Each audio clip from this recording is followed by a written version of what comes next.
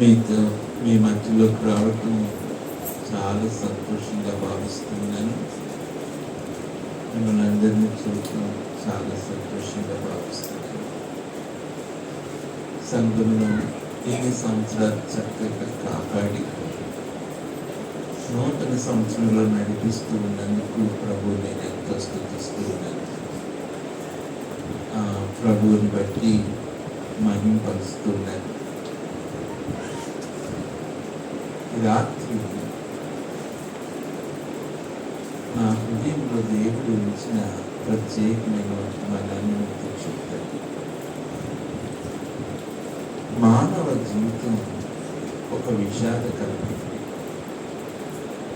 దుఃఖకరమైనది. మానవ జీవితం చాలా బాధకరమైనది. ఎంత బాధకరమైందో చెప్పడానికి. అందుకే దేవుని దాసుడు అపోస్తలుడైన పౌలు గారు ఏమంటారంటే, భయంతో వణుకుతో మీ సొంత రక్షణను కొనసాగించుకోండి అని చెప్పాడు. బయట ఉన్న పెద్దవాళ్ళకి వాక్యం వినపడుతుందా? నా స్వరం వినపడుతుందా అమ్మా? వినపడుతుందా? సహోదరుల వైపు వినపడుతుందా? బ్రదర్స్ వైపు ఎందుకంటే వినపడిన వాళ్ళందరూ వెనకాలే కూర్చున్నారు. Praise the lord, praise the lord. అది చూడండి, అది పెంచితే మమ్మీకి వస్తుంది. ఏంటది పిల్లల లేకపోతే ఏంటది పెంచేది? ఏంటి ఆక్సిజన్ వస్తుంది. Praise the lord, praise the lord. Line off ఇస్తే బెస్ట్. మానవ జీవితం చాలా చాలా బాధకరమైనది, చాలా బాధకరమైనది.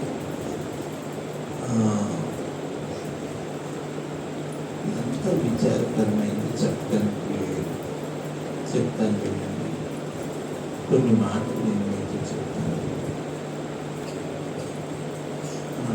అందుకే మహాజ్ఞాని అయిన సలోమోను ఏమన్నాడంటే, ఒక బాధకరమైన మాట అన్నాడు. ఏమన్నాడంటే, సూర్యుడి కింద సమస్తము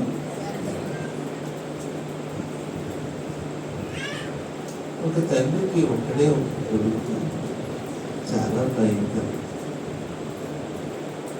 అమెరికన్ బ్యాంకులో ఉద్యోగం వచ్చింది.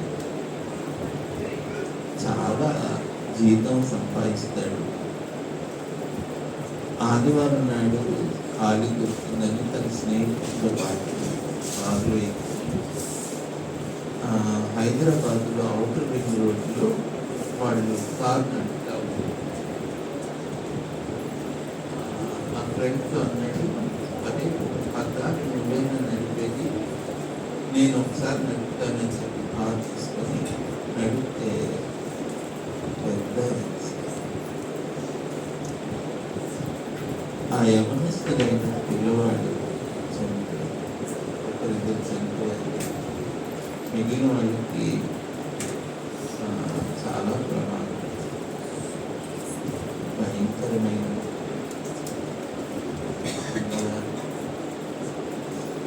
మానవ జీవితం వల్ల ఉపయోగం ఉన్నాయి. అంత చదువుకున్నాడు. మా పిల్లలు బాగా విన్నాడు. ఈ రాత్రి చాలా బాధతో నా హృదయంలో ఉన్న మనం చెప్పాను. అయిపోయింది. నా పరిస్థితి ఏంటో తెలిసి మీరందరూ నా కోసం చాలా భారంగా ప్రార్థించుకోండి. రాత్రి నేను ట్రైన్లో హైదరాబాద్ వెళ్ళాను. ఉదయము Hyderabad Secunderabad twin cities fastest fellowship meeting. పొద్దున్నే కారులో అయితే చేరుకోలేమని నైట్ ట్రైన్లో వెళ్తామని. ఈరోజు మన మీటింగ్ లేకపోతే కొంచెం పెద్దగా వెళ్ళి ముందుగానే కారులో వెళ్ళిపోయేవాడిని. కానీ మన మీటింగ్ కోసం నేను వెళ్ళిపోయి నేను ట్రైన్లో వెళ్ళాల్సి వస్తాను. మళ్ళీ రేపు పగలు twin cities Hyderabad Secunderabad pastors fellowship meeting అయిన తర్వాత ఈవినింగ్ మళ్ళీ ప్రార్థన ఉద్యమం ఉండే పాస్టర్స్ మీటింగ్. దాని తర్వాత ఎల్లుండి నేను గోపాలపల్లి వెళ్ళాలి, వరంగల్ దగ్గర. అక్కడ సుమారు 300 మంది తెలంగాణ సేవకులు అక్కడ వాక్యం చెప్పి బుధవారం నాడు సాయంకాలం బయలుదేరి మళ్ళీ విజయవాడ రావాలి. ఇది నాకు మీరు హాయిగా కాఫీగా నిదానంగా చక్కగా నేను ప్రేమచంద్ ఏమన్నానంటే 8 గంటలకు నాకు ఇచ్చేస్తే 8 నుంచి 9, 9:30 వరకు వాకింగ్ చెప్తే నాకు చక్కగా సమయం ఉంటుంది అని చెప్తాను అనుకున్నాను. కానీ 9 సరే, అది విషయం. ఓకే, నేను ఎందుకు చెప్పాను? మీరు చాలా భాగంగా ప్రార్థించాలి. మానవ జీవితం ఎందుకు బ్రతుకుతుంది? ఇది చాలా కఠినమైన ప్రశ్న. ఆ పిల్లవాడు చదివితే ఇంకా తండ్రి తల్లి అల్లాడిపోతుంటే ఎవరు చూడగలరు? ఈరోజు నేను అక్క రాజేష్ ఒక బాబు దగ్గర ప్రార్థన చేయడానికి వెళ్ళాను. యవనస్తులు, చాలా యవనస్తులు, మంచి పిల్లలు, చిన్నప్పటి నుంచి మందిరానికి వచ్చేవాళ్ళు. ఆ బిడ్డ బ్రెయిన్ ప్రాబ్లం, చచ్చిపోయే బిడ్డ బతుకుంది. నేను నమ్మలేదు. వాళ్ళు చచ్చిపోయిపోయినట్టు అయిపోయింది. చాలా దుఃఖం. వాళ్ళ అమ్మ ఏడుస్తూ చచ్చిపోతానంటున్నాయా అని భయంకరంగా ఏడుస్తాను. నేను బతుకున్నాను. ఆ అమ్మాయికి పెళ్ళయింది, కానీ చాలా దుఃఖం.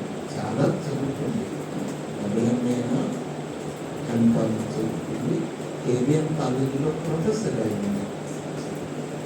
కానీ ఇప్పుడు అమ్మాయి పరిస్థితి చాలా బాగుంది. అస్సలు నడవలేదు, చాలా బాగుంటుంది.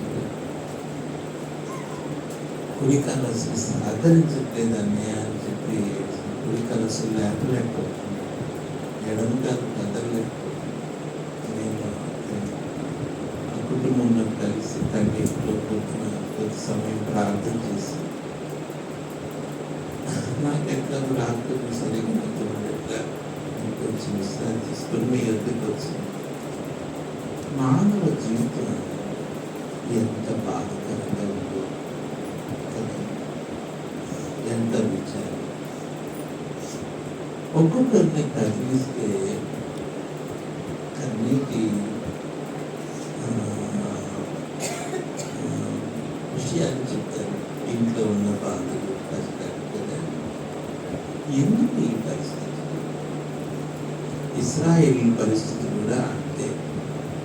నిజంగా వాళ్ళ పరిస్థితి నిజంగా దుఃఖమేమో అనిపిస్తుంది. వాళ్ళు అరణ్య ప్రయాణం అంతా ముగించుకొని సంఖ్యాకాండం 13వ అధ్యాయానికి వచ్చేసరికి వాళ్ళు ఇంకా కొద్ది దినాల్లో స్వాస్థ్యంలో ప్రవేశించేటువంటి సమయం.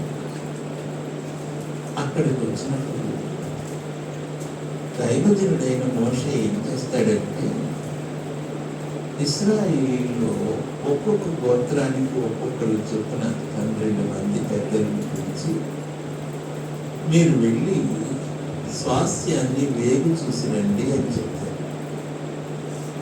వాళ్ళు వెళ్ళి చేసిన పని ఏంటంటే, అందులో 10 మంది చెడ్డ సమాచారాన్ని తెచ్చారు. ఆ దెబ్బతో ఇశ్రాయేల్ అందరూ భయంకరంగా ఏడవటం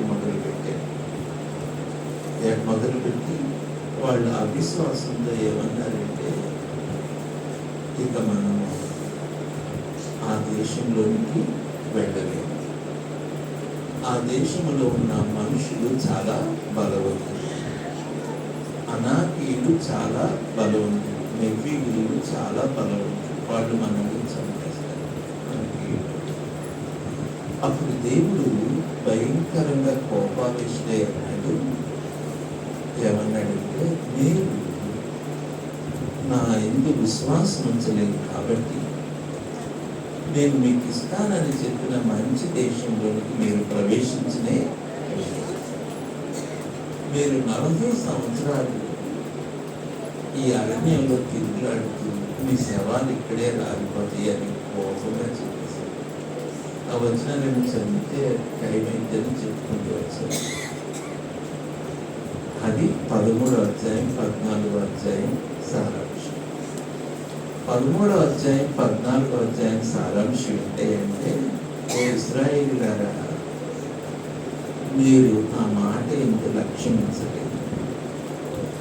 ఇశ్రాయేలీయులారా, మీరు విశ్వాసించండి కనుక ఈ అరణ్యంలో మీ శవాలు కాదు. నా మాట అలక్ష్యం చేసిన ప్రజలందరూ ఇక్కడే చనిపోతారు. అయితే మీరు కొల్ల పెట్టబడుదురు అని చెప్పారు చూడండి, మీ పిల్లలు వాళ్ళు మాత్రం స్వాస్థ్యంగా పెడతారు, మిగిలిన వాళ్ళందరూ చచ్చిపోతారు అని గట్టిగా కోపంగా అన్నాడు. వినపడింది కదా నా మాటలు. అప్పుడు ఆ చెడ్డ సమాచారం చేసిన 10 మంది అక్కడ చనిపోతారు. నాకు ఇక్కడ బాధకరమైన విషయం ఏంటంటే,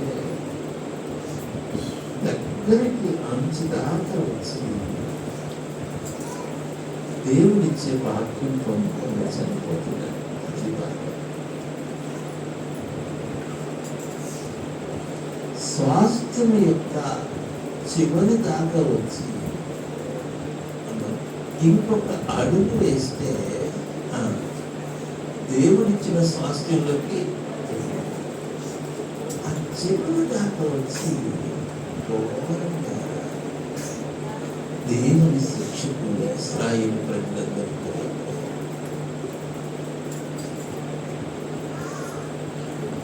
ఇప్పుడు చెప్తాం. వాళ్ళ బ్రతుకు వల్ల ప్రయోజనం ఏంటి? ఐగుప్తు దేశం నుండి విడుదల పొందినందువల్ల ఉపయోగం ఏంటి? వాళ్ళ జీవితం అంతా కూడా దేవుని కార్యాలను చూస్తూ ఎంతో దేవుణ్ణి మహిమపరిచారు, కానీ ఉపయోగం ఏముంది? దేవుని ఆశీర్వాదంలోనికి, దేవుని స్వాస్థ్యంలోనికి ప్రవేశించకుండానే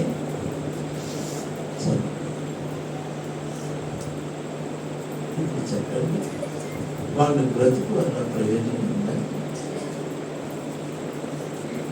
వాళ్ళు విడుదల పొందినందువల్ల ప్రయోజనం ఉందా?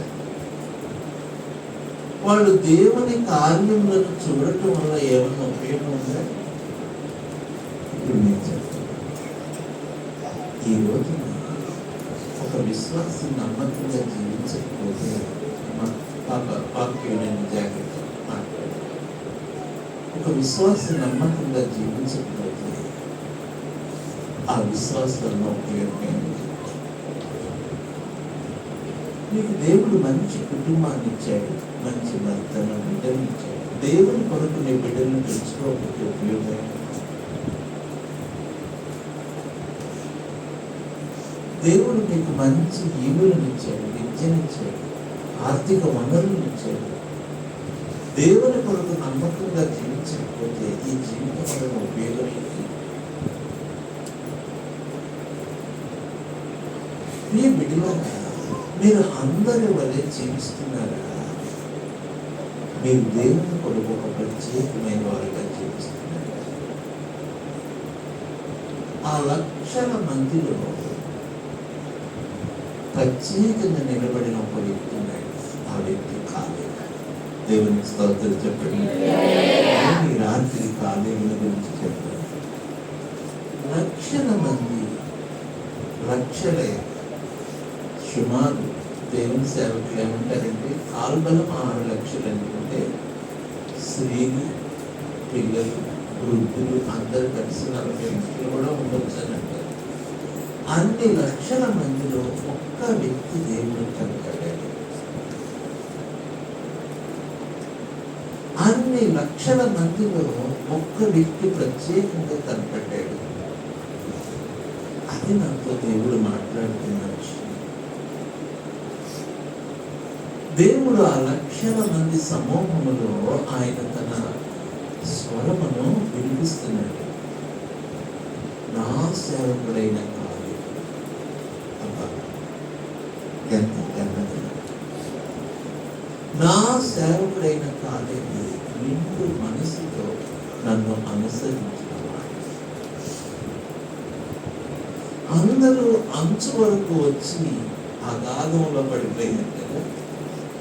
తమ ప్రయాణంలో అరణ్య ప్రయాణంలో చివరి వరకు వచ్చి ఆ చివరి ఘట్టంలో మరణానికి గురైపోయారు.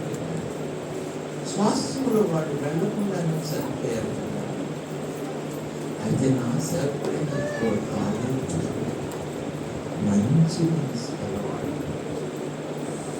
అది నేను గుర్తించుకున్నాను. మన అమ్మస్ సంఘం, మన అమ్మస్ సహవాసం ఆయన ప్రార్థన చాలా మంది, లక్షల మంది, కోట్ల మంది చేస్తున్నారు. వాళ్ళందరూ రండి కొందరికి వచ్చారా, కొంచెం నీటికి రావాల్సిందే.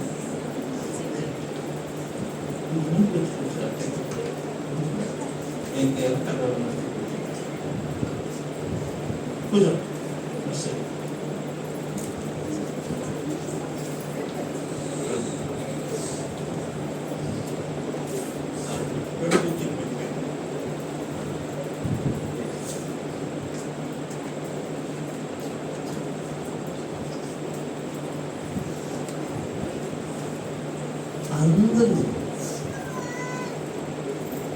అందరూ విడుదల పొందిన వాళ్ళే.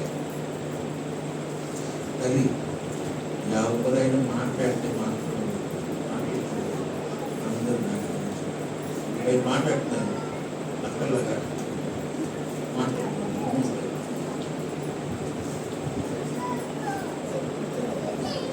ఇప్పుడు ఇశ్రాయేలు అందరూ రక్షణ పొందారా లేదా? ఎర్ర సముద్రం నుంచి విడుదల పొందారా లేదా? మరి సముద్రంలోనూ తర్వాత మేఘంలోనూ బాప్తిసం పొందారా లేదా? అందరూ మన్నాన్ని భోంచేశారా లేదా? మన్నాన్ని బ్రహ్మాండంగా తిన్నాను కదా. పంటలోనూ నీళ్ళు తాగారా లేదా? కానీ ఒక్కరైనా దేవుని సంతోషకరంగా జీవించారా? అది నా బాధ. There was no one person.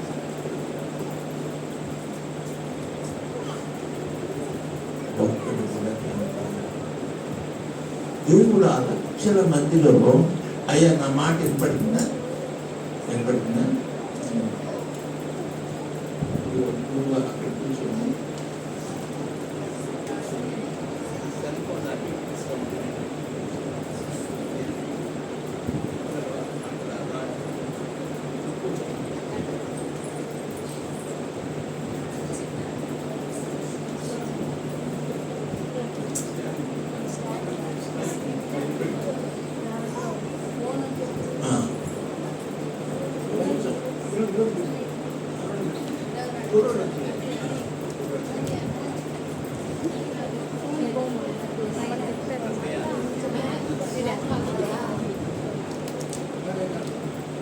Okay,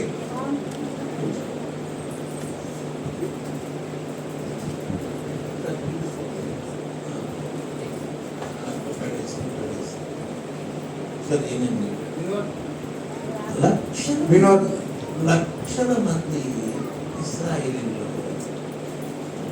ఒక్కరు కూడా అమ్మ అందరు చక్కగా కూర్చోండి. లక్షల మంది ఇశ్రాయేలీయులు ఒక్కరు కూడా ఇట్లా కూర్చోండి. బయటికి తెచ్చుకో. బయటికి లేదా అక్కడ లోపల బీరువాలో పెట్టదా?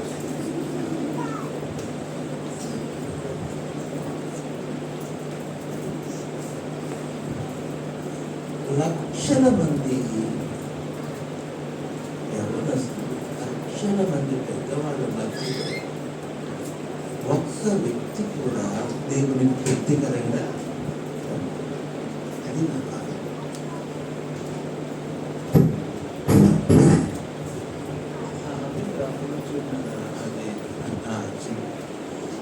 చూడ ప్రశాంతంగా లక్షల మంది ఇశ్రాయేలు ఇప్పుడు సంఖ్యాకాండం 14:20 కాగా వారి పితరులకు ప్రమాణపూర్వకముగా నేను ఇచ్చిన దేశమును వారు చూడనే చూడరు. చూసారా ఎంత కఠినంగా దేవుడు మాట్లాడాలో. నన్ను అలక్ష్యం చేసిన వారిలో ఎవరునూ దానిని చూడరు. నా సేవకుడైన బాధకరంగా వాళ్ళు చూడడం.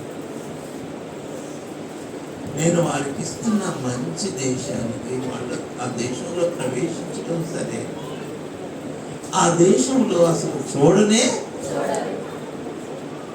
ఆ విధంగా వాళ్ళందరూ కూడా అరణ్యంలోనే చనిపోయారు.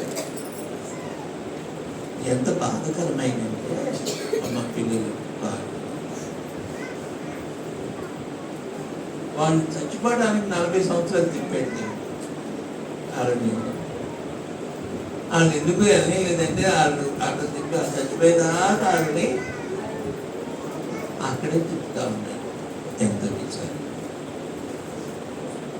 ఈ రాత్రి నా వర్తమానం ఏంటంటే, అమ్మ మీకు ఆరోగ్యం ఉందా, ఆరోగ్యం లేదా, డబ్బులు ఉన్నాయా, డబ్బులు లేవా అనేది నా ప్రశ్న. నా ప్రశ్న ఏంటంటే, దేవుని సంతోషపరుస్తూ దేవుని హృదయానికి సంతోషకరంగా మీరు ఎంతమంది నమ్మకంగా నడుచుకుంటున్నారు? అది నా ప్రశ్న. కాలేబు నిండు మనసుతో యెహోవాను వెంబడించాడు.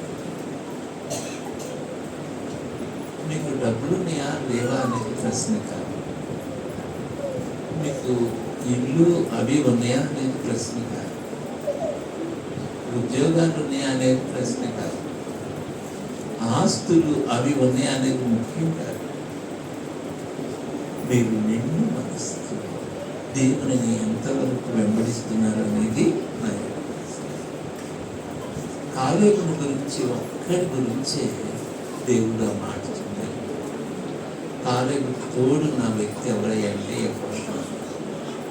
యెహోషువ చాలా పెద్ద నాయకుడు అని చెప్పాలి. కానీ యెహోషువను కాలేబును ఇద్దరిని కలిపి చెప్పిన వచనాలు తక్కువే, కానీ కాలేబుని గురించి మాత్రమే చెప్పిన వచనాలు చాలా ఎక్కువ. అది నన్ను ఆలోచింపచేస్తుంది. చూడండి, కాలేబు ప్రత్యేకమైన వాడు, అందరిలాంటి వాడు, మంచి మనస్సు. 24వ వచనం చదవండి. సేవకుడైన కాలేబు మంచి మనస్సు కలిగి. అక్కడ చూడండి, మంచి మనసు అని ఉంది కదా. మంచి మనసు అన్న మాట ఇంగ్లీష్ బైబిల్ ఏముందంటే డిఫరెంట్ స్పిరిట్, ప్రత్యేకమైన వాడు అని ఉందన్నమాట. ప్రత్యేకమైన బ్రదర్కి ఏమని పేరు పెట్టుకున్నారంటే ప్రత్యేక ఆత్మ పేరు పెట్టేది వచ్చిన ఆధారం అంటే అందరి లాంటి మనసు కాదు, ఆయన ప్రత్యేకమైన వ్యక్తి. నేను ఈ రాత్రి నలుగురు ప్రత్యేకమైన వాళ్ళ గురించి చెప్తాను. ఆ నలుగురు జీవితాన్ని చెప్పను కానీ నలుగురు పూర్తి పేర్లు చూపిస్తాను.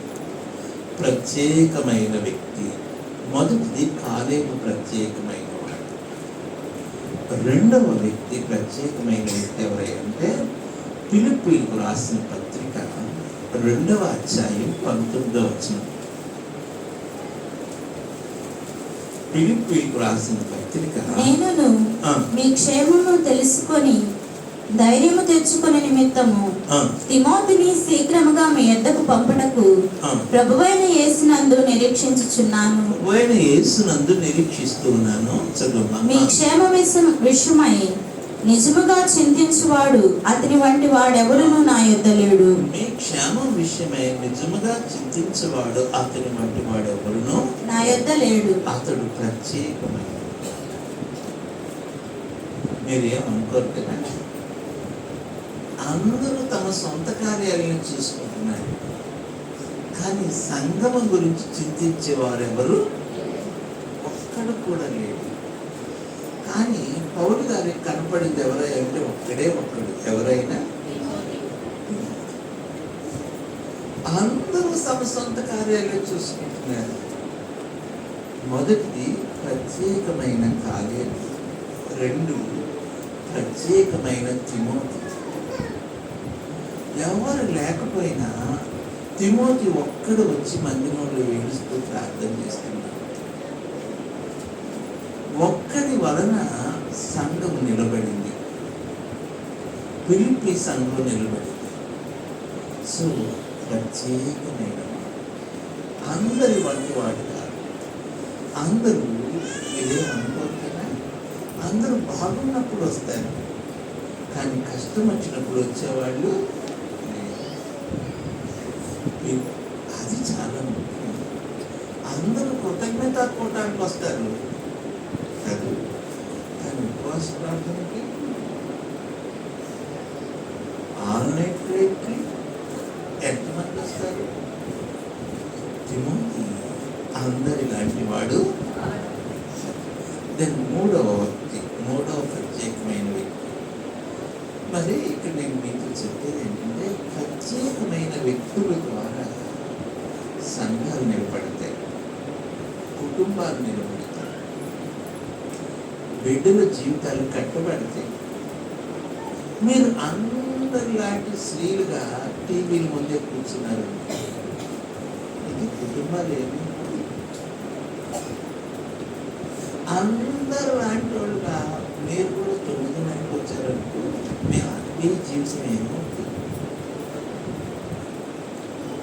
మీరు అందరి లాంటి వాళ్ళుగా ఉంటారా, ప్రత్యేకంగా ఉంటారా? మూడవ గొప్ప వ్యక్తి, అందరూ సమస్యలు వస్తే వెళ్ళిపోతారు. అందరూ ఏదైనా ఇబ్బంది కలిగితే ఇతరులు ద్వేషిస్తారు, కానీ అందరి లాంటి వాళ్ళగా మనం ఉండకూడదు. మూడవ ప్రత్యేకమైన వ్యక్తి, ఇతని గురించి నాకు చాలా ఆశ్చర్యం. ఇతను ఎవరో అంటే కొలస్సీ పత్రికలో ఉన్నాడు. కొలస్సీ పత్రిక 4వ అధ్యాయం 12వ వచనం. కొలస్సీ, మీలో ఒకడును క్రీస్తు యేసు దాసుడైన ఎపఫ్రా మీకు వందనములు చెప్పుచున్నాడు. మీరు సంపూర్ణులను, ప్రతి విషయంలో దేవుని చిత్తమును గూర్చి సంపూర్ణాత్మ నిశ్చయిత గలవారునై నిలకడగా ఉండవలనని ఇతడెల్లప్పుడూ మీ కొరకు తన ప్రార్థనలలో పోరాడుచున్నాడు. ఆ రోజుల్లో ఫోన్, ఒకవేళ ఫోన్ ఉంటుంటే ఫోన్ చేసినప్పుడల్లా ఎప్పటికీ ఏం చేస్తా ఉండేవాడు? ఇతడు ఎల్లప్పుడూ, ఆ మాట చాలా బాగుంటుంది, ఎల్లప్పుడూ కొలస్సీ సంఘం కొరకు ప్రార్థనలు ఏం చేసేవాడట? పోరాడేవాడు. వాడి సంపూర్ణతలు రావాలని, సంఘం సంపూర్ణతలోకి రావాలని భోజనము నీళ్లు మానేసి ఏడుస్తూ ఉంటాడు. ప్రత్యేకమైన దేవుని వాక్యంలో కొంతమంది ప్రత్యేకమైన వాళ్ళు కనపడతారు. వాళ్ళ జీవితాలు వాళ్ళకి కాదు, వాళ్ళకు మాత్రమే కాదు, సంఘానికి అనేక మందికి దీవెనకరంగా ఉండేది. మీరు ప్రత్యేకించబడిన వారుగా ఉంటారు. ఓకే, ముగ్గురు చెప్పింది కదా, 4వ వ్యక్తి చెప్తారు. 4వ వ్యక్తి అందరికన్నా ప్రత్యేకమైన వ్యక్తి ఎవరంటే 2వ తిమోతి 1:17. తిమోతికి రాసిన 2వ పత్రిక. అతడు రోమాకు వచ్చినప్పుడు కొంచెం 16 కూడా చదువుతున్నాను. ప్రభువు ఒనేసిఫోరు ఇంటి వారి ముందు కనికరము చూపును గాక. ప్రభువు ఒనేసిఫోరు ఇంటి వారి యందు కనికరము చూపును గాక. అతడు రోమాకు వచ్చినప్పుడు నా సంఖ్యలను గూర్చి సిగ్గుపడక శ్రద్ధగా నన్ను వెదకి కనుగొని అనేక పర్యాయములు ఆదరించును. అనేక పర్యాయములు ఆదరించును. 4వ వ్యక్తి ఎవరైనా అంటే ఒనేసిఫోరు. పౌలు గారు రోమాలో చెరసాలలో ఉంటాయి. ఎంతో మంది విశ్వాసం ఉన్నారు, కానీ ఒక్కరు కూడా పలకరించడానికి రాక, ఒక్కరు కూడా పౌలు యొక్క కన్నీళ్ళలో, ఆ బాధలో అమ్మా మీరు కూడా చాలా ప్రత్యేకంగా ఉండాలి. ఎంత వాక్యం చెప్పినా హాయిగా కళ్ళు మూసుకొని ఆ ప్రత్యేకత కాదు. ఒనేసిఫోరు ప్రత్యేకమైన వ్యక్తి కదా. పౌలు గారిని శ్రద్ధగా ఎదిగి పౌలు గారిని కనుగొని పౌలు గారిని పరామర్శించి ఆదరించి అంటే ఎంత గొప్పవాడో ఆలోచన చేయండి. ఒక ప్రత్యేకమైన ఆ చీకటి సమయంలో అమ్మ ఒక్కరు కూడా దైవ సేవకుడైన పౌలు గారిని పలకరించేవాళ్ళు. ఎందుకంటే ఎన్ని వాళ్ళని మళ్ళీ చేసి పట్టుకొని చేసాలు వేస్తారు అని భయం, ఎన్ని వాళ్ళకి శ్రమలు వస్తాయేమోనని భయం కదా. అయితే అటువంటి ఘోరమైన సమయంలో మీరు చెప్పండి ఎంత చక్కని విషయం. ఒనేసిఫోరు ఒక ప్రత్యేకమైన వ్యక్తి. నేను ముగ్గురు ప్రత్యేకమైన వ్యక్తులు చెప్పాను.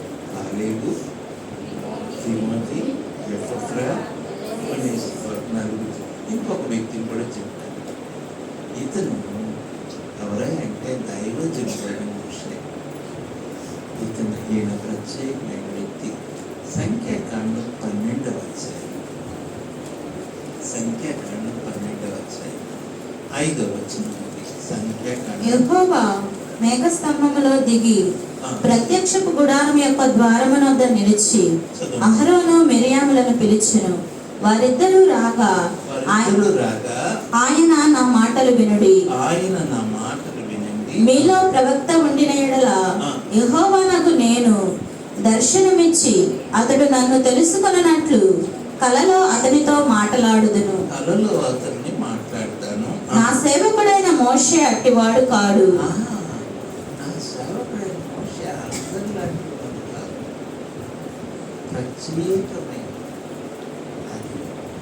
ఎలాంటి వాడు?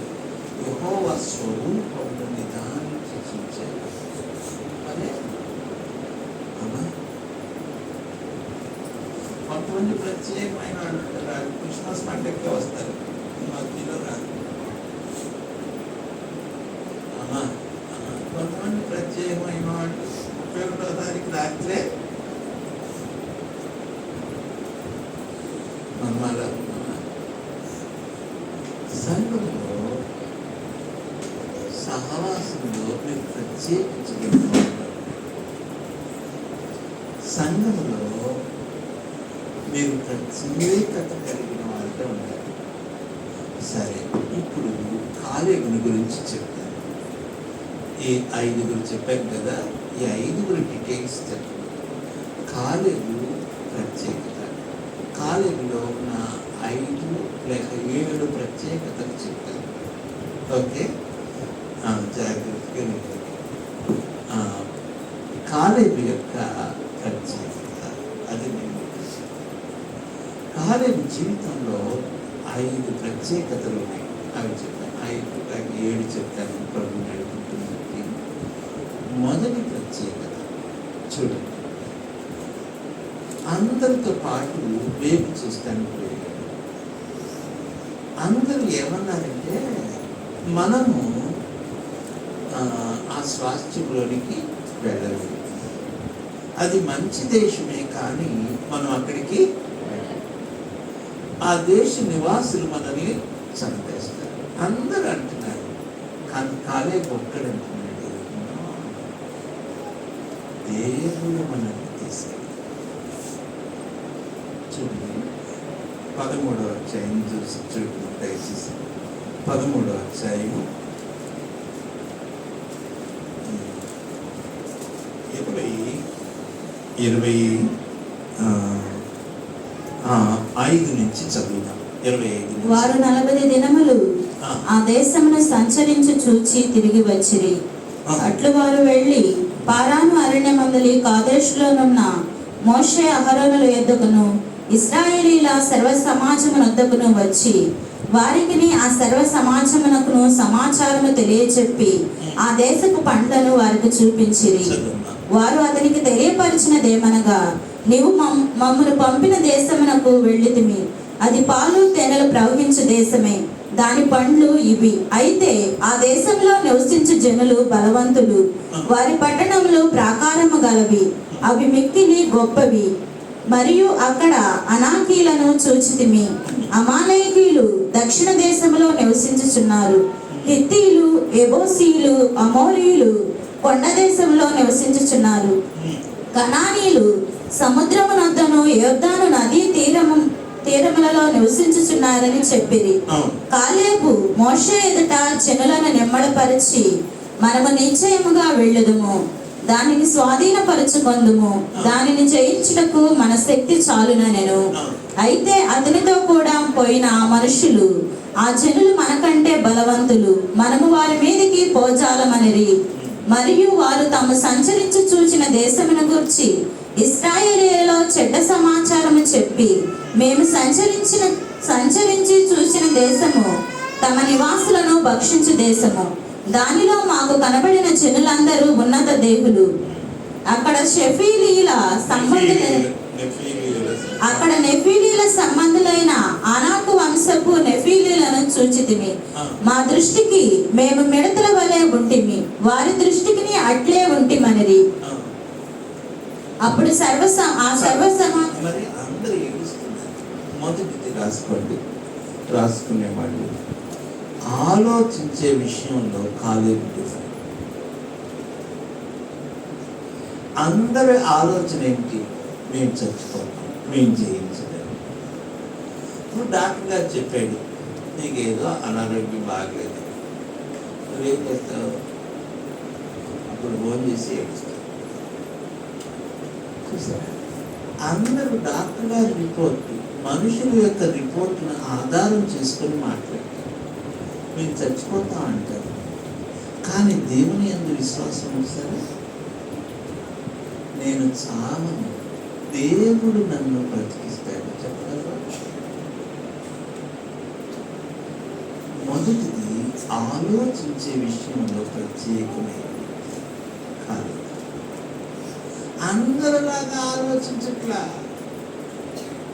అందరు ఆలోచన ఉంది, నా పని అయిపోయింది, నేను చచ్చిపోతాను. అమ్మ అంతేనా కదా? ఓ అమ్మ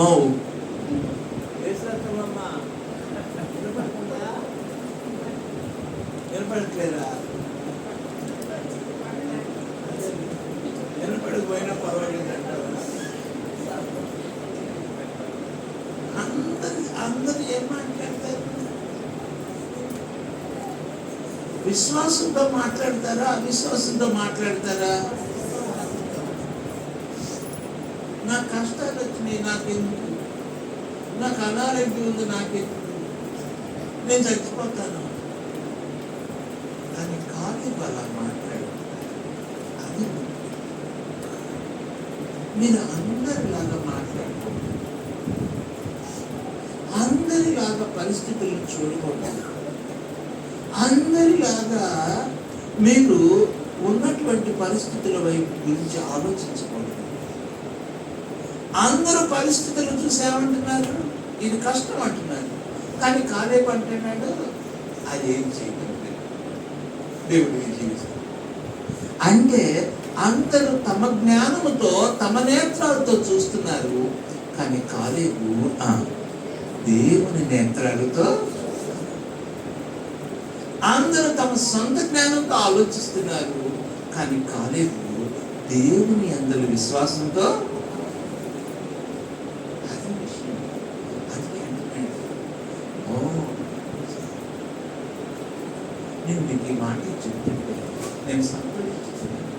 ఈ ప్రత్యేకంగా ఉన్నవాడు ఎవరైనా నాకు కనపడగలరా? ఈ పరిమిలో ఒక్క కుర్రోడైనా ఆన్లైన్ ప్రయత్నం వస్తాడని చెప్పేవాళ్ళు ఎవరైనా ఉన్నారా? జీవితంలో ఉండరంటారా? ప్రత్యేకమైన అందరిలాగా ఉండేవాళ్ళు అవసరంగా.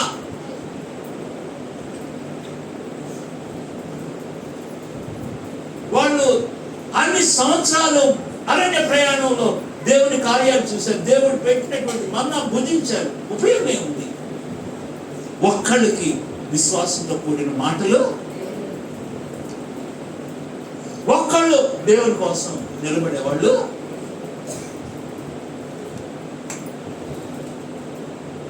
కాదు. అందరూ చూసినట్లు చూడక, అందరూ ఆలోచించినట్లు కాలేదు. ఒక చిన్న వచనం మీకు చూపిస్తాను. 118వ కీర్తన, 118వ కీర్తన తీయండి. దావీదు కూడా ఒక ప్రత్యేకమైన దావీదు ఏమంటాడో చూడండి.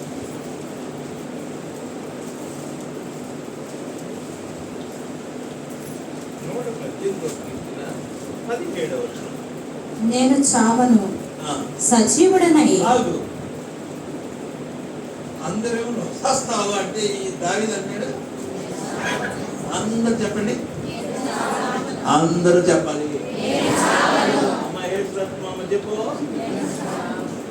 నేను సావను చెప్పండి అందరూ. అయ్యా అది చచ్చిపోతే నువ్వే రావాలి సమాధి కంటే. నేను సావను.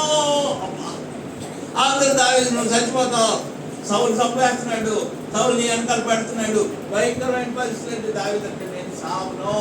నువ్వు ఏం చేస్తావు? సజీవుడనై యెహోవా క్రియలు వివరించెదను. ప్రత్యేకంగా ఆలోచిస్తున్నాడు. అది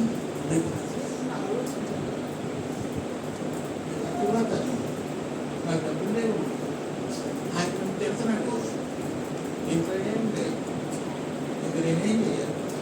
ఏం చేయాలి? ఆలోచన దూకుదామంటే నేను లేదు, దూకేసేదాన్ని అంటారా? ఆలోచనలో ప్రత్యేకమైన. రెండవది 14వ అధ్యాయం మొదటి నుంచి చదవండి. అప్పుడు ఆ సర్వ సమాజము ఎలుగెత్తి కేకలు వేసెను. ప్రజలు ఆ రాత్రి ఎలుగెత్తి ఏడ్చిరి. మరియు ఇశ్రాయేలు అందరూ మోషే అహరోనులపైని సణుగుకొనిరి. ఆ సర్వ సమాజము, అయ్యో, ఐగుప్తులో మేమేలా చావలేదు, ఈ అరణ్యమందు మేమేలా చావలేదు. మేము కత్తివాత పడినట్లు యెహోవా మమ్మల్ని ఈ దేశంలోనికి ఎలా తీసుకొని వచ్చెను. మా భార్యలు మా పిల్లలు కొల్లపోవుదురు. తిరిగి ఐగుప్తుకు వెళ్ళట మాకు మేలు కాదా అని వారితో అనిరి. వారు, మనము నాయకుని ఒక నియమించుకొని ఐగుప్తునకు తిరిగి వెళ్ళదమని ఒకరితో ఒకడు చెప్పుకొనగా మోషే అహరోనులు ఘోరం అయిపోయింది తెలుసా? వాళ్ళు ఎంత ఘోరంగా అయిపోయింది తెలుసా? ఇంకొక వ్యక్తిని నాయకుడిగా పెట్టుకొని వెనక్కి పడడానికి డిసైడ్ అయిపోయారు. మోషే అహరోనులు ఇశ్రాయేలీయుల సర్వ సంఘము ఎదుట సాగిలపడి, అప్పుడు దేశమును సంచరించి చూచిన వారిలో నుండిన నూను కుమారుడగు యెహోషువయు యెఫున్నె కుమారుడగు కాలేబును బట్టలు చింపుకొని, ఇక్కడ ఇద్దరు నిలబడుతున్నాడు, కాలేబు యెహోషువ. సర్వ సమాజము తిరుగుబాటు చేస్తుంటే, సర్వ సమాజము సణుగుతా ఉంటే, సర్వ సమాజము మోషే మీద, అహరోను మీద భయంకరంగా మూర్ఖంగా తిరుగుబాటు చేస్తుంటే ఎదురు బట్టలు చుట్టుకుంటారు. నేను భయపడద్దు, మనము నిశ్చయముగా వెళ్తాము. రెండవది రాసుకుంటాం, దేవుని కొరకు నిలబడటంలో ప్రత్యేకమైన వారు. చూడండి, మనిషి యొక్క స్వభావం ఏంటంటే, నలుగురు ఒకదారిలో వెళ్తుంటే ఒకడు ఏం చేస్తాడు? నలుగురికి వ్యతిరేకంగా నిలబడతాడా? నిలబడ్డా. ఎందుకని? ఆ నలుగురు ఏమనుకుంటారు కాబట్టి. మెజారిటీ ఎటుంటే ఏం చెప్పారు?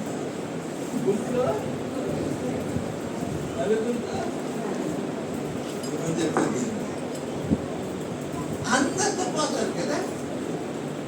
కానీ కాలేబులు అట్లాంటి దేవుని కోసం నిలబడటంలో ప్రత్యేకమైన అది. మూడవది 23వ వచనం, సంఖ్యాకాండం 14:20. కాగా వారి పితరులకు ప్రమాణపూర్వకంగా నేను ఇచ్చిన దేశమును వారు చూడనే చూడరు. నన్ను అలక్ష్యం చేసిన వారిలో ఎవరునూ దానిని చూడరు. నా సేవకుడైన కాలేబు మంచి మనసు కలిగి పూర్ణ మనసుతో నన్ను అనుసరించిన హేతువు చేత అతడు పోయిన దేశంలో అతనిని ప్రవేశపెట్టెదను. చూడండి, మూడవది ప్రభువుని అనుసరించడంలో ప్రత్యేకమైన, ప్రభువుని వెంబడించడంలో అది ముఖ్యమైనది. నిండు మనసుతో, మంచి మనసుతో తను యెహోవాను అనుసరించిన వాడు. మూడు మాటలు ఉన్నాయి కాలేబు గురించి. మొదటిది నిండు మనసు, రెండు మంచి మనసు, మూడు పూర్ణ మనసు. ఈ మూడు మాటల గురించి నేను చెప్పడానికి పూర్తిగా, చాలా మంది మందిరానికి వస్తారు కానీ నిండు మనసుతో రారు. చాలా మంది ప్రార్థన చేస్తారు కానీ పూర్ణ హృదయంతో. చాలా మంది ప్రభు యొక్క వాక్యాన్ని వింటారు కానీ పూర్ణ మనసుతో లోబడరు. కాలేబులను కయ్యూను హేబేలులు దేవునికి అర్పణ తెచ్చారు కానీ హేబేలు ఒక్కడే పూర్ణ హృదయంతో కయ్యూను పూర్ణ హృదయంతో అర్పించారు. ఆ కారణంగా దేవుడు కయ్యూను అర్పణను అది నిజానికి. మూడవది ఆయన అనుసరించడంలో ప్రత్యేకమైన. నాలుగవది చూడండి, నాలుగవది ఇది యెహోషువ గ్రంథం 14వ అధ్యాయం. యెహోషువ గ్రంథం 14వ అధ్యాయం.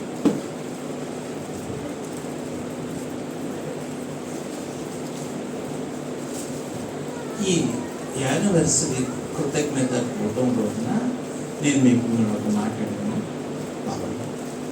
దేవుని కొరకు ప్రత్యేకంగా ఉండేవారిగా ఉండగలిగాను. అరువులో ఉన్న విశ్వాసం ప్రత్యేకమైన బిడ్డలు అని దేవుడు చెప్పగలడు. కరువులో ఉన్న యవనస్తులు మంచి ప్రార్థన కొరకు దేవుడు చెప్పగలడు. కాలేబు వంటి ప్రత్యేకత నా గుండెను ఆ మాట పొడుస్తూ ఉంది. ఉన్నారు బోళ్ళ మంది, లక్షల మంది, కానీ ఒక్కళ్ళు కూడా దేవునికి ఇష్టమైన వాళ్ళు ఒక్కళ్ళు కూడా లేరు. ఎందుకు?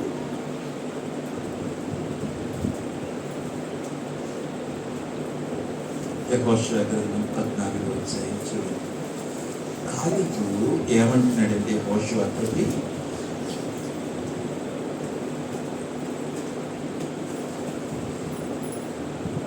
యెహోషువ గ్రంథం 14వ అధ్యాయము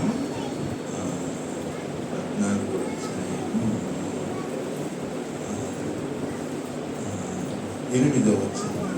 నాతో కూడా బయలుదేరి వచ్చిన నా సహోదరులు జనుల హృదయములను కలుగచేయగా నేను నా దేవుడైన యెహోవాను నిండు మనసుతో అనుసరించితిని. ఆ దినమున మోషే ప్రమాణము చేసి, నీవు నా దేవుడైన యెహోవాను నిండు మనసుతో అనుసరించితివి గనుక నీవు అడుగు పెట్టిన భూమి నిశ్చయముగా నీకును నీ సంతానమునకును ఎల్లప్పుడూ స్వాచ్ఛముగా ఉండుననెను. యెహోవా చెప్పినట్లు యెహోవా మోషేకు ఆ మాట సెలవిచ్చినప్పటి నుండి ఇశ్రాయేలీయులు అరణ్యంలో నడిచిన ఈ 45 ఏండ్లు ఆయన నన్ను సజీవునిగా కాపాడి ఉన్నాడు. ఇదిగో నేనిప్పుడు 85 ఏండ్ల వాడను. మోషే నన్ను పంపిన నాడు నాకెంత బలమో నేటి వరకు నాకంత బలము. నాకు ఇది ఆశ్చర్యం. 40 సంవత్సరాలప్పుడు ఎంత బలం ఉందో 85 సంవత్సరాలప్పుడు కూడా. ఈ రోజున చాలా మంది భాష ఇంకేముందయ్యా, నా పని అయిపోయిందయ్యా. మరి ఏమైందమ్మా, ఏమైందయ్యా? ఇంకెళ్ళిపోవటమేనయ్యా. ఇంక ప్రార్థన చేయలేనన్నా, అయ్యా పని చేయలేనన్నా, మందిరానికి రాను. మరి ఏం చేస్తా ఉన్నా, ఇంకేం చేస్తా ఉన్నా. కానీ కాలేబు మాత్రం ఇది ఎన్నో లక్షణం, దేవుని యొక్క బలము పొందడంలో ప్రత్యేకమైన వాడు. అది దేవుని బలం. మరి నేను మీకు చెప్తా అమ్మా, అందరూ చక్కగా కూర్చొని తలకాయ పైకి స్ట్రైట్గా కూర్చొని మీరు ఎట్లా కూర్చున్నారైతే 1 ఒకటి రెండు మూడు అనగానే దబామంటే కింద పడిపోయేటట్టు వీళ్ళు పడిపోయారు ఆల్రెడీ. చూడండి అమ్మా, శరీర సంబంధమైన మనిషి బలం తగ్గిపోతుంది, ఆత్మ సంబంధమైన మనిషికి బలం రోజు రోజు. దానికి మంచి వచనం చెప్పిన యెషయా 40:31. యెహోవా కొరకు ఎదురు చూచువారు నూతన బలము పొందుదురు. యెహోవా కొరకు ఎదురు చూచువారు రోజు రోజుకి బలహీనులు అవుతురు. అంతేనా? అందుకే ప్రార్థన మానేదురు, వారు ప్రార్థనకు రారు. అట్లా ఉందా? నూతన బలం పొందుదురు. ఎట్లా వస్తుంది బలం? ఎలా వీళ్ళు శక్తివంతులు అవుతారు? అది దేవుడు చేసే కార్యం. మాకు ఏం చెప్తుందో తెలుసా? నూతన బలం. వారు పక్షిరాజు వలె పైకి వెళ్తారు, వాళ్ళు అలయక సమస్యలుగా వాళ్ళు నూతన బలం. అది ఆ కోవకు చెందిన వాడు కానీ దేవుని యొక్క బలం పొందడంలో ప్రత్యేకమైనది. ఇంకా అంటాడు, ఏమంటాడంటే 40 సంవత్సరాలప్పుడు ఎంత యుద్ధంలో ఎంత బలంగా పోరాడారు, ఇప్పుడు కూడా అప్పుడు అట్లాగే. అప్పుడు ఎంత ఫాస్ట్గా నడిచాను, ఇప్పుడు కూడా అంత ఫాస్ట్గా చదువు. యుద్ధము చేయుటకు గాని వచ్చుచు పోవచ్చు నుండుటకు గాని నాకెప్పటి అట్లు బలమున్నది. చూసారా, ఎప్పటి ఎట్లు బలం ఉంది, నాకు బలం నేను ఎదలేను అంటున్నాడా? కాబట్టి ఆ దినమున యెహోవా సెలవిచ్చిన ఈ కొండ ప్రదేశమును నాకు దయచేయము, అనాకీయులను ప్రాకారము గల గొప్ప పట్టణములను. బలం పొందటం ప్రత్యేకమైన ఇది 4 అయింది కదా. దీన్ని 5వ రాసుకోండి. 5వ స్వాస్థ్యాన్ని కోరుకోవటంలో ప్రత్యేకమైన. మరి మీరు అబద్ధాడుకుని చెప్పండి, మీకు ఒక పని చేయమన్నాను, కష్టమైన పని ఎన్నుకుంటారా, సులువైన పని ఎన్నుకుంటారా? ఏం చెప్తారా? ఆలోచించుకుని చెప్పేస్తారు. ఎందుకని అందరూ చేసేయకపోతారు, కానీ కాలేజ్ సులువైంది ఎన్నుకున్నాడు, కష్టమైంది. కొండ దేశానికి ఆ స్వాస్థ్యం. నేను అక్కడికి వెళ్తాను, అక్కడ ఆ శత్రువులతో పోరాడతాను. చాలా ఆశ్చర్యం. యెహోవా నాకు తోడై ఉండని యెడల యెహోవా సెలవిచ్చినట్లు వారి దేశమును స్వాధీనపరుచుకొందును. యెఫున్నె కుమారుడైన కాలేబు ఇశ్రాయేలీల దేవుడైన యెహోవాను నిండు మనసుతో అనుసరించువాడు గనుక యెహోషువ అతనిని దీవించి అతనికి హెబ్రోనును స్వాస్థ్యముగా ఇచ్చెను. స్వాస్థ్యాన్ని కోరుకోవట్లో ప్రత్యేకమైన. దాన్ని 6వ వచనం. అదే కాలేబు వయసు యెహోషువ వయసు 2 సమానమే. ఒకవేళ యెహోషువ కొంచెం పెద్ద. ఇప్పుడు సమాన వయసు ఉందనుకో, ఎవరైనా ఒక నాయకుడు ఉన్నాడు అనుకో, లోపడతారా? కానీ కాలేబు అలాంటి వాడు. కాలేబు అంత గొప్పవాడైనా యెహోషువకి ఏం చేస్తున్నాడు? అందుకే యెహోషువ నాయకత్వానికి లోబడుతున్నాడు. అంటే దేవుడు ఏర్పరిచిన నాయకత్వాన్ని గౌరవిస్తున్నాడు. దేవుడిచ్చిన కాపరి చిన్నవాడైనా దాన్ని లోబడాలి. దేవుడిచ్చిన నాయకుడు దేవుని సేవకుడు కాబట్టి లోబడాలి. చాలామంది మోషే మీద తిరుగుబాటు చేసినట్టు చూస్తాం, కానీ కాలేబు అలాంటి వాడు కాదు. ఇక్కడ రాసుకోండి, విధేయతలో లోబడటంలో ప్రత్యేకమైన. అది 6వ లక్షణం. దెన్ 7వ లక్షణం. 7వ లక్షణం కాలేబులో చాలా గొప్పవాడు. కాలేబుకి 2 కుమార్తెలు, ఆక్సా తర్వాత చూస్తాను. ఆ తర్వాత అంతా అది చెప్పండి, అది కష్టమైంది. కాలేబు యొక్క అల్లుడు న్యాయాధిపతులలో ఒక గొప్ప న్యాయాధిపతి, ఒత్నీయేలు అని.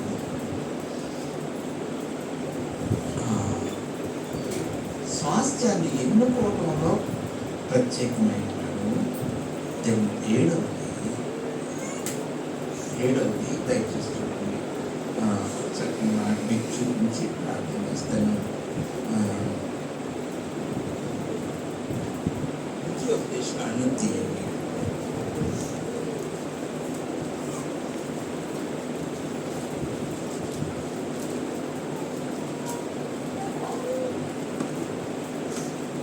మొదటి అధ్యాయం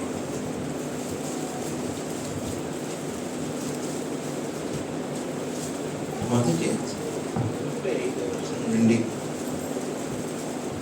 బహుగా కోపపడి చదువు. నేను మీ పితరులకు ఇచ్చదనని ప్రమాణము చేసిన ఈ మంచి దేశమును ఈ చెడ్డ తరపు వారిలో యెఫున్నె కుమారుడైన కాలేబు తప్ప మరి ఎవడును చూడడు. అతడు పూర్ణ మనసుతో యెహోవాను అనుసరించను గనుక అతడు దానిని చూచును.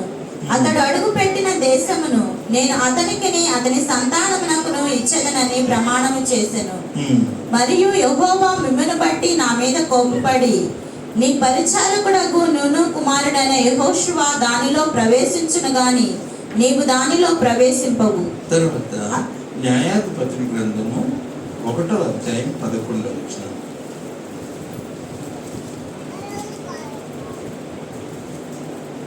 అక్కడ నుండి వారు దెబీరు నివాసుల మీదకి పోయిరి. పూర్వము దెబీరు పేరు కిరియత్సే పేరు. కాలేబు కిరియత్సే పేరు పట్టుకొని కొల్లబెట్టు వానిని నా కుమార్తె అయిన అక్సాను ఇచ్చి. మరి కాలేబు అప్పటికి యెహోషువ చనిపోయాడంట. యెహోషువ చనిపోయిన తర్వాత ఇశ్రాయేలు నడిపించింది ఎవరంటే కాలేబు. దేవుని ప్రజలు నడిపించడంలో ప్రత్యేకమైన వాడు కాలేబు. అందరేమో వ్యతిరేకంగా నడిపిస్తే కాలేబు ఉన్నతమైన రీతిగా నడిపిస్తారు.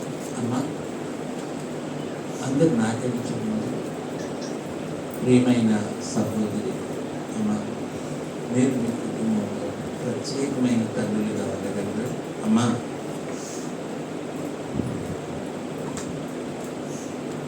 ఈ క్రైస్తవ లోకంలో మీరు ప్రత్యేకమైన విశ్వాసులుగా కాలేబు వంటి వారిగా ఉండగలరా? అనేక వందల వేల లక్షల సంఘాల్లో మన సంఘం ప్రత్యేకమైనదిగా ఉండగలము.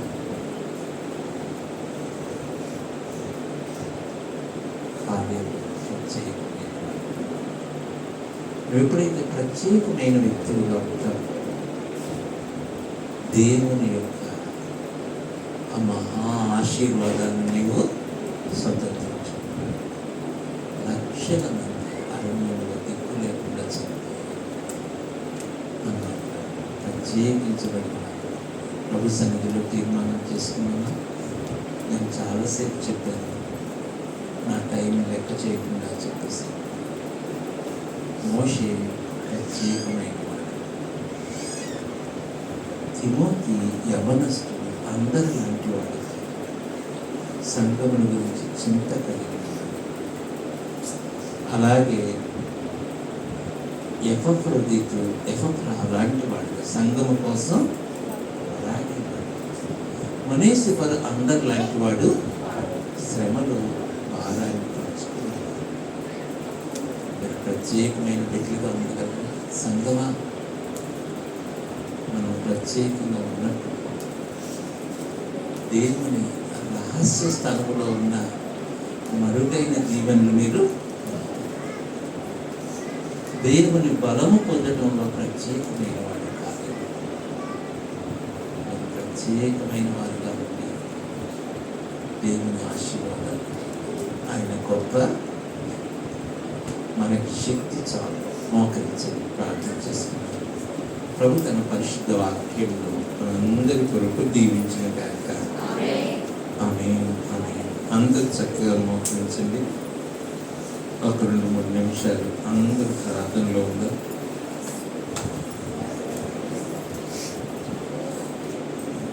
ప్రార్థన చేసుకున్నాం. రాత్రి చాలా చక్కటి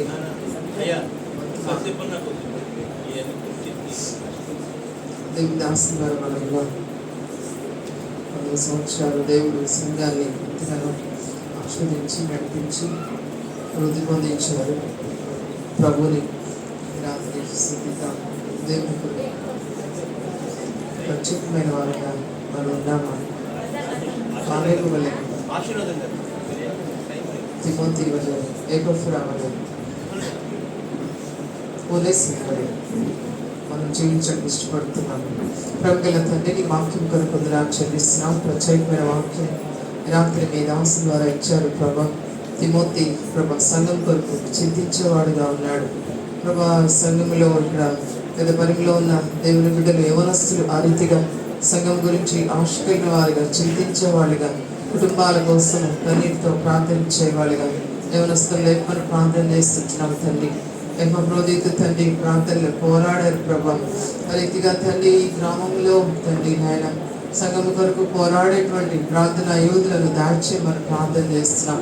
మనసేఫరు పావులు చెరసాల్లో బంధించబడినప్పుడు ప్రభా అందరూ విడిచిపెట్టినా కానీ తను వెతుక్కుంటూ వచ్చి తండ్రి బంధించబడిన సంఖ్యలతో ఉన్నటువంటి పౌలుకి పరిచయం చేశాడు ప్రభా. ప్రభుల తండ్రి సంఘంలో బిడ్డలకు అటువంటి బాధ్యత, అటువంటి ప్రభానైనా తండ్రి ఆశ అనుగ్రహించి ప్రార్థన చేస్తున్నాం. ప్రభుల తండ్రి పరిశుద్ధమైన దేవ కాలేబు గురించి అనేకమైన మాటలు విన్నాం తండ్రి. మరి సంఘం ఇశ్రాయేలు ప్రజలు ఎర్ర సముద్రాన్ని దాటారు, అద్భుతాలు చూశారు ప్రభా.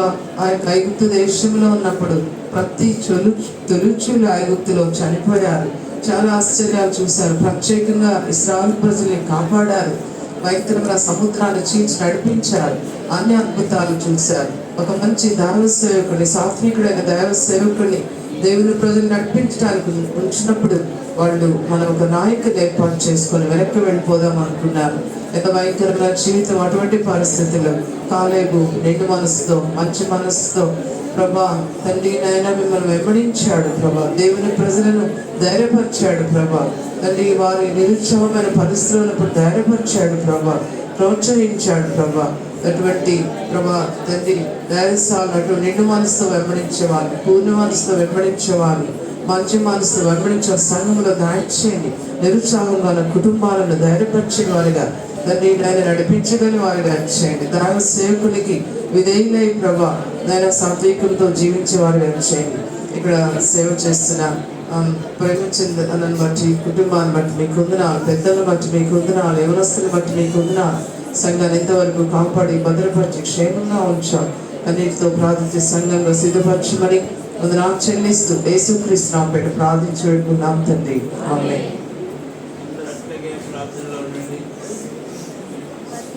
నేను దేవుని కొరకు ప్రత్యేకమైన బిడ్డగా జీవిస్తాను అన్నవాళ్ళు మీ కుడి హస్తం పైకెత్తండి. దేవుని మీ అందరికీ వందనాలు. దేవుడు మిమ్మల్ని దీవించిన రేపు గురువారం నాడు మనకి